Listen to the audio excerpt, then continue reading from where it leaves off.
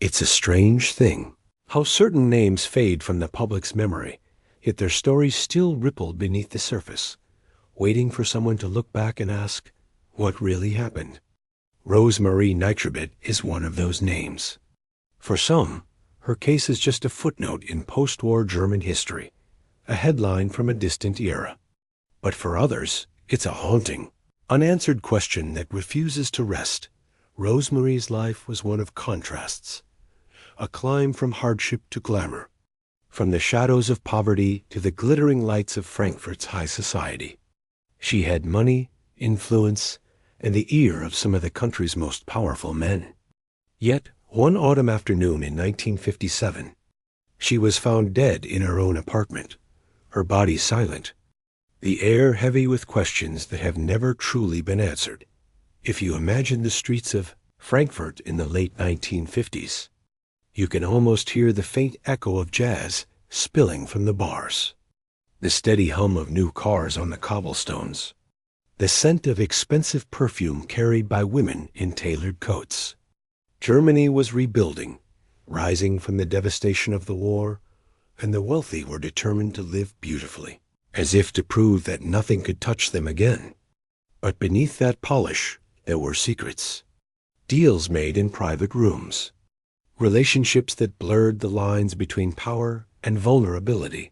And Rosemarie, she was at the center of it all. Her death shocked the city, not only because of the brutality of it, but because of who she was and who she knew.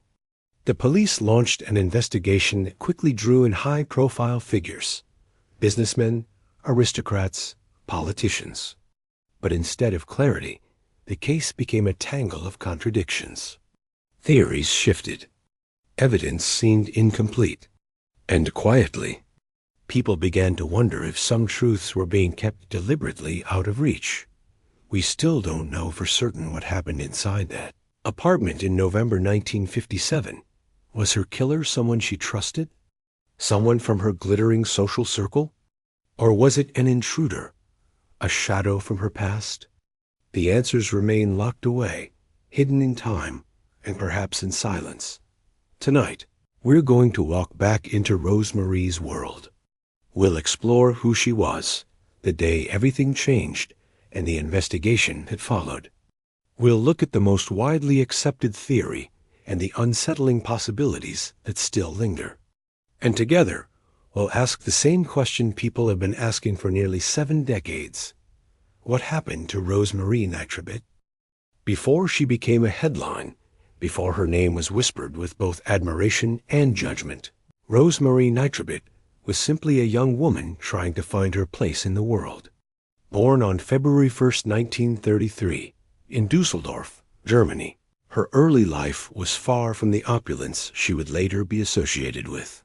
She grew up during the shadow of the Second World War, a time when scarcity, fear, and loss were constants. Her childhood home was not one of warmth and stability. Instead, it was a fractured environment, shaped by poverty and strained family ties. We can't help but imagine her as a child, small, quiet, observant, watching the adults around her make choices she couldn't yet understand. Her father left early in her life, and she spent much of her youth in foster care and reform schools. That kind of upbringing leaves its mark. It forces a person to adapt quickly, to learn how to read people, to figure out where safety might be found and where it isn't. Rosemarie didn't have the luxury of an easy adolescence. She was described by some as independent, even defiant. In a world that often told women to stay in their place, she was already showing signs that she intended to carve out her own. But survival in post-war Germany required more than ambition. It required strategy. By her late teens, she had moved to Frankfurt, a city pulsing with new money and new beginnings. For men who had managed to hold on to or rebuild their wealth after the war, the 1950s offered a chance to indulge again. Fine restaurants were full, nightclubs were alive with music, and the city's growing business elite were eager to surround themselves with beauty and charm. Rosemarie understood this world instinctively. She began working as an escort, a decision that, even today, provokes strong opinions. But in her time, it was both a way out and a way up. She learned how to navigate expensive restaurants, how to wear the right clothes, how to make conversation with men twice her age who held political and financial sway. She knew when to listen, when to laugh, and when to disappear. Her success in this realm wasn't accidental. She invested in herself, expensive dresses, a luxury car, the kind of apartment that signaled she was no ordinary woman. Neighbors would later recall seeing her drive a black Mercedes 190 SL, an unmistakable marker of wealth in the 1950s. For a woman in her position, that car wasn't just transportation, it was a declaration. Yet beyond the surface, Rosemarie's life was layered. She was known to be selective about her clients, avoiding the reckless or the violent. She valued discretion, and she expected it in return. Some said she kept a little black book with the names of her most influential companions, a detail that, after her death, would take on a far more ominous meaning. We often talk about victims in terms of the crime that ended their lives, but Rosemarie was more than the tragedy she would become. She liked fine food, kept her apartment tastefully decorated, and was known for her intelligence as much as her beauty. Friends, few though they were, spoke of a woman who could be warm and witty, but who kept her personal life tightly guarded. She didn't give her trust easily. Perhaps she couldn't afford to, and there was a loneliness to her success. For all the glittering evenings and expensive gifts, she lived alone. Her family ties were distant. Her relationships with men, though profitable, were transactional by nature. There was no lifelong friend, no steady partner to anchor her. Everything she had built rested on her ability to maintain a certain image, and images can shatter quickly. By 1957, Rosemarie was at the height of her career. She had carved out a niche for herself that few others could claim. And in a conservative society still grappling with its post-war identity that made her both admired and resented. She was living proof that a woman from nothing could create a life on her own terms, but also a reminder to some that independence came at a price. In the months before her death, there were subtle changes. She was seen less often in the usual social spots. A few acquaintances would later say she seemed distracted, preoccupied. Whether it was a new relationship, a threat she didn't speak of, or something else entirely, we don't know. What we do know is that she was a woman who had built her life carefully. And yet, it was all about to unravel in the most brutal way imaginable. When we think of Rosemarie now, it's tempting to see her through the lens of her final moments. But it's just as important to remember the complexity of her life, the determination that carried her from a difficult childhood to a place of influence, the resilience she showed in a society that offered women like her few choices, and the quiet, private person behind the public image. Because before she became a mystery, she was a person. And that's where her story really begins. November 1st, 1957, began like any other brisk autumn morning in Frankfurt. The streets were already bustling, the scent of fresh bread from corner bakeries mixing with the metallic tone of cold air. People hurried to work, unaware that one of the city's most whispered about women was about to vanish from public life forever. You can almost imagine Rosemarie Nitribitt, elegant, self-assured, and sharply aware of her own presence, moving through her penthouse apartment that morning. She had a reputation for being meticulous, both in her appearance and in how she conducted her life. Her black Mercedes 190 SL was parked downstairs, polished to a mirror shine, ready for the day. She had money, beauty, and powerful connections, but not all of those connections were friendly. According to some accounts, Rosemarie had plans that day. One friend later recalled she mentioned a lunch meeting with someone important, though the identity of that person was never confirmed. It was the kind of vague statement she often made, intentional or not, to keep people guessing. 10:30 a.m. Neighbors in her upscale Eschenheimer Landstraße building noticed the familiar click of her heels echoing down the hallway. She had stepped out briefly, dressed in a fitted black suit, her dark hair pinned neatly in place. No one could say exactly where she went in those next couple of hours. Around noon, a neighbor passing by the building swore they saw her Mercedes parked a few streets over. An odd choice, given her own private garage. Was she visiting someone? Meeting a client discreetly? Or had someone else moved the car? That small detail would later puzzle police, though it never led to concrete answers. By the early afternoon, Rosemarie was reportedly seen by an acquaintance in the city center. She seemed distracted, they would later say, glancing over her shoulder more than once. This could have been nothing, a casual observation colored by hindsight, or it could have been the faintest sign that something wasn't quite right. 4 p.m. The doorman at her building remembered her returning home. She gave him a polite nod, carrying a small shopping bag. There was no indication of distress, but she didn't linger to chat. She disappeared into the elevator, and that would be the last confirmed sighting of Rosemarie alive. Over the next 48 hours, small, unsettling details began to accumulate. Details that, at first, didn't seem connected. The milk delivery left outside her door on Saturday morning went untouched. Her phone rang unanswered throughout the weekend. A friend who called said the line would pick up, but there was only silence on the other end, as if someone had lifted the receiver and refused to speak. On Sunday evening, a neighbor noticed a faint but unpleasant smell in the hallway. It was brushed off at first. Perhaps old food, perhaps something from another apartment. But by Monday morning, it was stronger. That Monday, her Mercedes was spotted again, this time back in its usual place, gleaming in the weak autumn sunlight.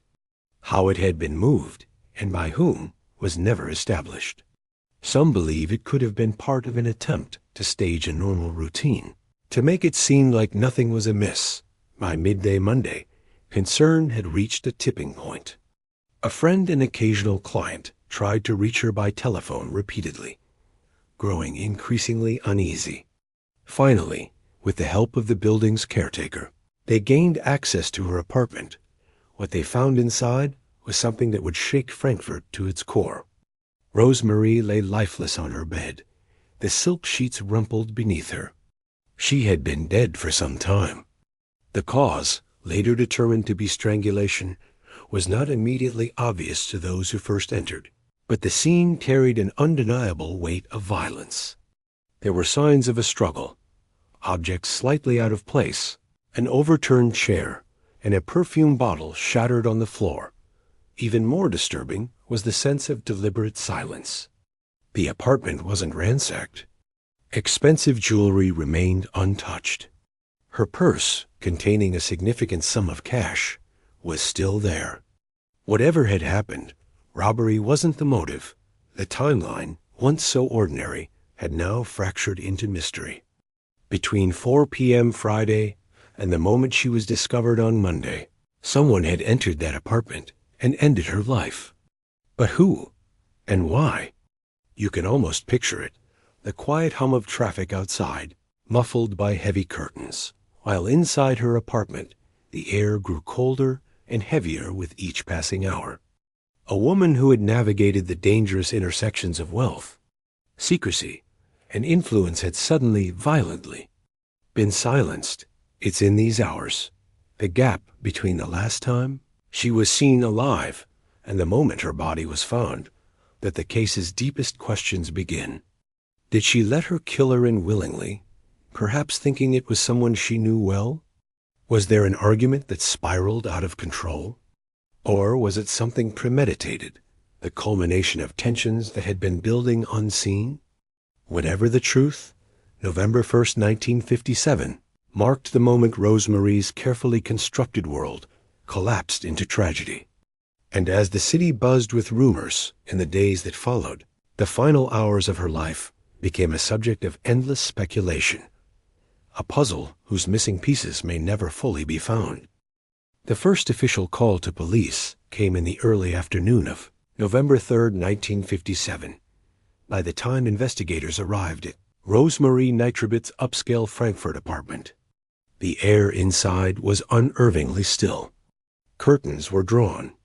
The scent of expensive perfume lingered faintly, clinging to the air like a memory that refused to fade. But what struck officers most was the silence, an unnatural quiet in a place that should have been alive with conversation, music, or the echo of a life well lived. Rosemarie was found lying on her bed. Her body bore no signs of forced entry or a violent struggle. There were no ransacked drawers, no shattered glass. Yet the scene wasn't right. Her position on the bed was odd, almost staged. One arm bent awkwardly, her head turned slightly to the side. Early observations noted a dark bruise around her neck, hinting at possible strangulation, but even this was strangely inconsistent. It wasn't the kind of crushing injury investigators often see in cases of manual strangulation. It was subtle, almost delicate, as if the life had been taken from her with precision rather than fury. We can imagine the detectives standing there, exchanging quiet glances, already sensing that this would not be an easy case to unravel. Frankfurt police began their investigation by interviewing the building's residents. Some claimed they had heard faint voices coming from Rosemarie's apartment in the late afternoon of November 1st. Others said they noticed nothing at all. One neighbor mentioned seeing a man in a dark overcoat entering the building that evening, but his face was obscured by the low light and a tilted brim of his hat. No one could identify him. Within hours, detectives compiled a preliminary list of those closest to Rosemarie, or at least those known to visit her regularly. Rosemarie was known to have powerful acquaintances, businessmen, politicians, and other well-connected men whose reputations could not afford scandal. Many of these men were discreet visitors, arriving at odd hours and leaving quietly. The press would later seize upon this detail, painting Rosemarie as a call girl to the elite, though police never confirmed any such label officially. One of the first major errors in the investigation came almost immediately. Despite the suspicious nature of her death, the scene wasn't sealed off as tightly as it should have been. Friends and acquaintances, including at least one potential suspect, were allowed into the apartment before forensic analysis had been completed. Small but critical details, such as fingerprints on drinking glasses or the exact position of certain objects, may have been lost forever in those crucial first hours. Forensic technology in 1957. Germany was far from the standards we have today. Fingerprint analysis was available, but the methods for lifting prints from certain surfaces were still unreliable. DNA testing wouldn't exist for decades. That meant investigators had to rely heavily on witness statements, the victim's known social patterns, and any physical evidence that could be directly tied to a suspect. A few items stood out. On Rosemarie's bedside table, investigators found a glass with lipstick marks and a half-empty bottle of expensive French wine. A silk scarf lay loosely coiled near her pillow. The scarf would later be considered a possible ligature, but again, no definitive proof linked it to her cause of death. More troubling was the state of the apartment door. There was no sign of forced entry, suggesting that Rosemarie either knew her killer or willingly let them in. This narrowed the suspect pool, but only slightly, given how many people she knew.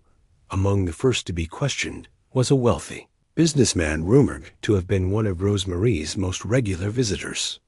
He claimed he hadn't seen her in several days and had no knowledge of her death until contacted by police. His alibi was that he had been traveling on business, an alibi that was difficult to verify in an era before digital records. Another name that surfaced was a young man who had briefly been romantically involved with her. Their relationship had ended on sour terms, with reports of heated arguments overheard by neighbors. He denied any involvement, claiming that while their last meeting had been tense, he hadn't spoken to her in over a week. There was also a mysterious foreign gentleman, mentioned in passing by more than one neighbor. No one seemed to know his name, and the descriptions of his appearance varied so much that it was impossible to create a consistent profile. Was he even real, or simply a ghost conjured by gossip and speculation? It didn't take long for the media to seize on the story. Newspapers splashed sensational headlines across their front pages, drawing on Rosemarie's glamorous lifestyle and hinting at scandalous affairs. She became, in the public's eyes, both victim and mystery, a woman whose beauty and independence made her intriguing, and whose death made her an object of morbid fascination. Public perception was split. Some saw her as a victim of a cold-blooded killer who had targeted her for reasons we may never understand. Others whispered that her dangerous lifestyle had finally caught up with her, as if such an explanation somehow excused the violence done to her. For police, this public spotlight was both a help and a hindrance. On one hand, it generated tips, dozens of them, from people claiming to have seen suspicious men near her apartment, to anonymous letters hinting at blackmail and secret debts. On the other, it made every move the detectives took subject to scrutiny, with journalists digging for details that could compromise the case. There were moments when the case seemed on the verge of breaking open. One tip claimed that Rosemarie had been seen arguing with a man in a luxury car outside her apartment days before her death. Investigators tracked the lead, but it dissolved when the car's owner was found to have been out of the country. Another curious detail was the absence of Rosemarie's address book. Friends insisted she kept one, a meticulously updated list of contacts, both personal and professional. Yet when police searched her apartment, it was nowhere to be found. If someone had taken it, the reason could be simple: to erase their connection to her. Or it could be something darker, a calculated move to protect others who might also have been at risk. In the end, the investigation gathered fragments of truth, but never the full picture. Each suspect had plausible deniability. Each piece of evidence seemed to raise more questions than it answered. And as the days turned into weeks, the likelihood of solving Rosemarie's murder began to slip away. Even now, decades later, when we picture that apartment and the quiet figure lying on the bed, we can't help but wonder how many answers might still be hidden in plain sight, lost not because they were impossible to find, but because, for reasons we may never know, no one wanted them found. Many believe the simplest answer is the truest, that Rosemarie Nitribitt was killed by someone from the world she inhabited, a client, a lover, or a man whose life would have been damaged if her name and knowledge became public. It's the kind of theory that fits the facts at a glance. There was no forced entry. The scene suggested she knew her visitor, and she kept company with powerful, well-connected men who had the motive to silence a scandal. If you put those pieces together, the picture that forms is disturbingly straightforward, stark with motive. In the popular telling, Rosemarie's relationships were not merely personal. They were transactional and, at times, political. She was said to have information that could humiliate or ruin reputations, names, dates, rendezvous. For a man with a career, a family, or a public image to protect, the threat of exposure could be existential. So the motive often cited is simple: prevent exposure. That might mean paying for silence, but it can also produce panic. In the many believe version of events, a meeting intended to be discreet spiraled into a confrontation about money, secrecy, or a relationship, and something irreversible happened, then the means. The coroner's notes at the time were ambiguous about exact cause and timing, but the injuries and the domestic setting point to a crime committed up close, in a private space. This aligns with the scenario of a client visiting the apartment. You and I both can picture a polite, late-day call that ends in a closed door in tragedy. A visitor would have the opportunity to act quickly, to leave before anyone noticed, and to take advantage of Rosemarie's trust or momentary vulnerability. In that way, The someone she knew hypothesis supplies both motive and means in one tidy package. Opportunity is the third pillar. Rosemarie lived and worked in a network where men arrived unannounced, where dinners and late-night visits were normal. Her car was found moved. Neighbors saw people come and go. Keys and personal items were left in ways that suggested routine rather than flight. If a client had the right access and timing, the opportunity to commit a crime or to be involved in an accidental death that was then covered up was there. But there's something that doesn't quite add up, and that's where reasonable doubt creeps in. For all the plausibility of the client did it story, the hard evidence is thin. No one was conclusively linked to the scene by fingerprints or a definitive witness account. Important items that might have contained names or leads, notebooks, address books, were reportedly missing from the apartment. The crime scene itself, despite being a domestic setting, was treated in ways that later critics called careless. People were allowed in. Potential traces were disturbed, and the early hours of the inquiry were mired by confusion. If you pause and ask how a high-profile suspect could be identified beyond rumor, you quickly see why the case didn't resolve itself. Then there's another wrinkle, the role of influence. In the mainstream narrative, the people in Rosemarie's circle were not ordinary. They had money, they had reputations, and some had the means to shape the story that reached the public. That fuels the belief that a client could have been protected, not because the evidence wasn't there, but because the system around the investigation bent under pressure. To many, this suggestion explains why the most natural suspect never faced a courtroom. Power can obscure truth, of course. The other side argues this theory rests too heavily on motive and social context, and not enough on forensic certainty. A motive is not a conviction. Opportunity without proof is speculation. And the more the mainstream account leans on rumors about influential men, the more it risks replacing evidence with gossip. Investigators at the time had to balance explosive public interest with the reality that the science simply couldn't deliver definitive clues as it can today. So we are left with the uneasy compromise of Theory 1. It is logical and emotionally satisfying in its clarity, but it is also frustratingly incomplete. It explains who might have wanted Rosemarie gone and how that person could have had the chance.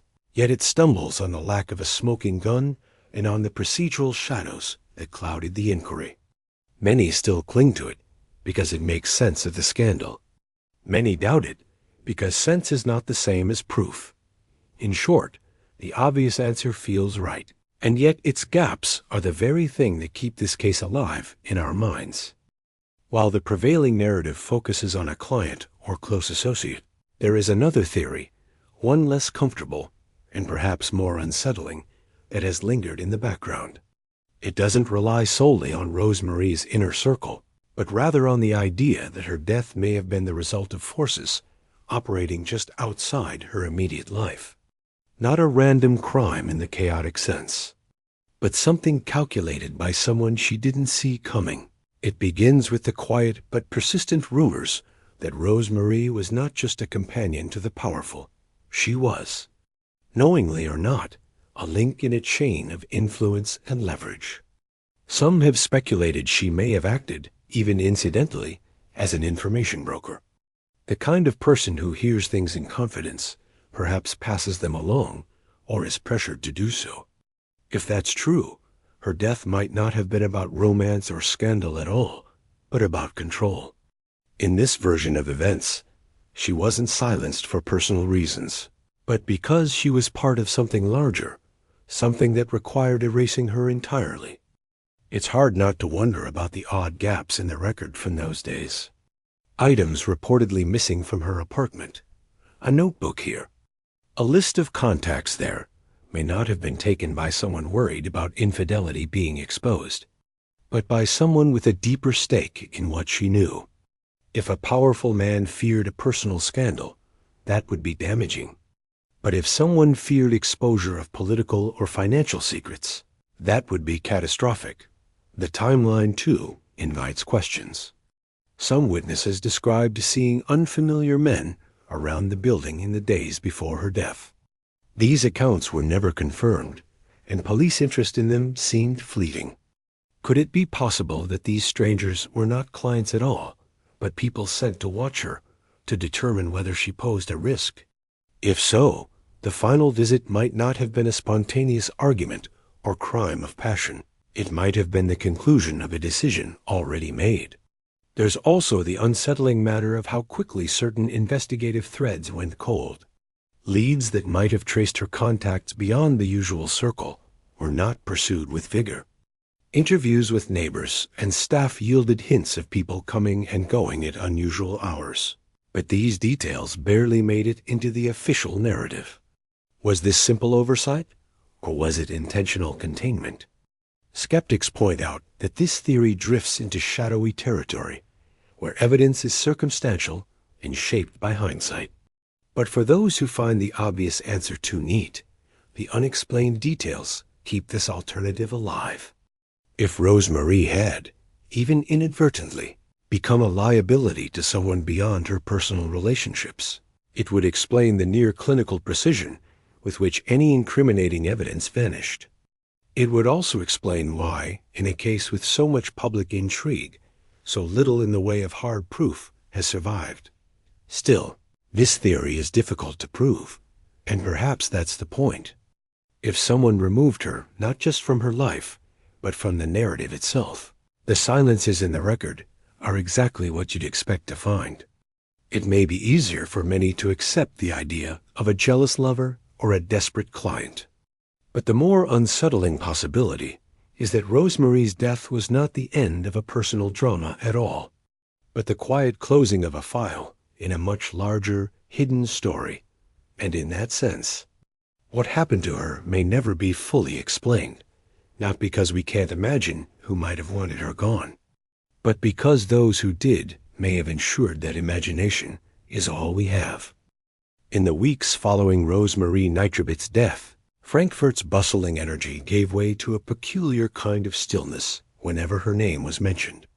At first, the investigation moved with a certain urgency, police interviewing acquaintances, the press breathlessly reporting every rumor, and the public following each new detail with a mixture of fascination and unease. But that momentum didn't last.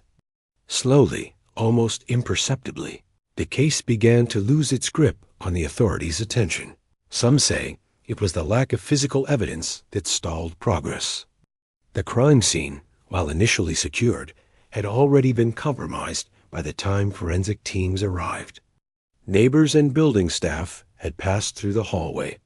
A few curious onlookers even claimed to have peeked inside before police fully locked it down. In that narrow window, potential evidence may have been handled, moved, or destroyed, not intentionally, perhaps, but in ways that would prove irreversible. Then there were the investigative missteps. Key witnesses gave statements that were either never followed up or were quietly set aside. The timeline of her last known movements, once thought to be clear, became muddled as conflicting accounts emerged. Some claimed to have seen her days after she was supposedly already dead. Others swore she had arranged meetings that were never mentioned in the official record.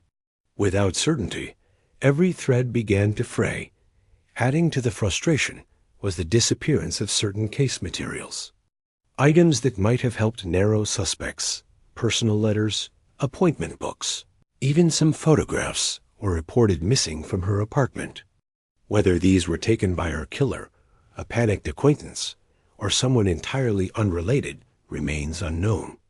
But their absence left gaping holes in the story, and without them, the investigation's scope narrowed dangerously. Over time, the public began to sense the fading intensity of the inquiry. Headlines that once shouted Rosemarie's name in bold print grew smaller, then fewer, until they were replaced altogether by other scandals and tragedies. For those who had known her, it was a bitter realization.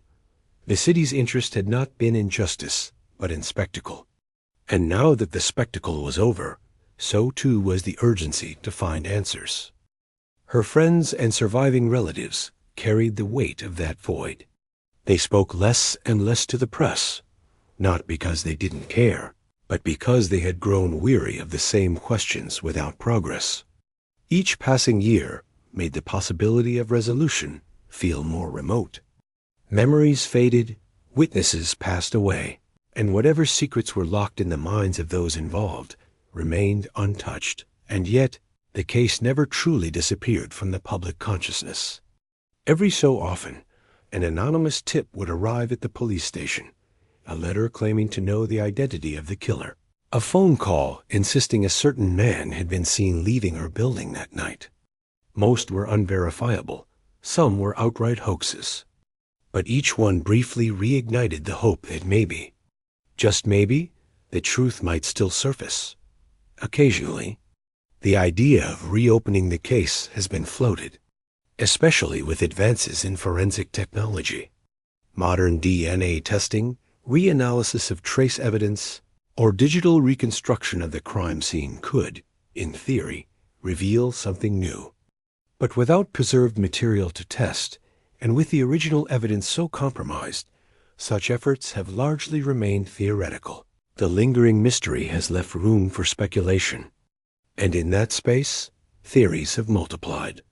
Some cling to the notion of a jealous client, others to the unsettling idea of a broader conspiracy. But both camps share the same underlying frustration, the knowledge that the answers, if they exist, lie just beyond reach. In the end, the trail didn't just go cold. It was as if it had been deliberately covered, layer by layer, until only fragments remained. Today, Rosemarie's story exists in a strange limbo, part unsolved crime, part cautionary tale, part city legend whispered in half-remembered details. What's left is a case defined not only by what happened, but by what we will likely never know. And perhaps that is the most haunting element of all, the quiet certainty that someone, somewhere, still carries the truth, and has chosen silence over revelation. Thank you for joining me as we explored the haunting and tragic mystery of Rosemarie Nitribitt, a case that still lingers in the shadows of history. If you've heard of this story before, or if you have your own thoughts about what might have happened, I'd love to hear them in the comments below. Your perspective might just uncover a detail others have missed. If you appreciate these quiet, haunting investigations into forgotten stories, consider subscribing. It helps keep these cases alive and ensures we can continue shining a light on those who have been lost to time. Until next time, stay curious and remember, some mysteries never truly fade.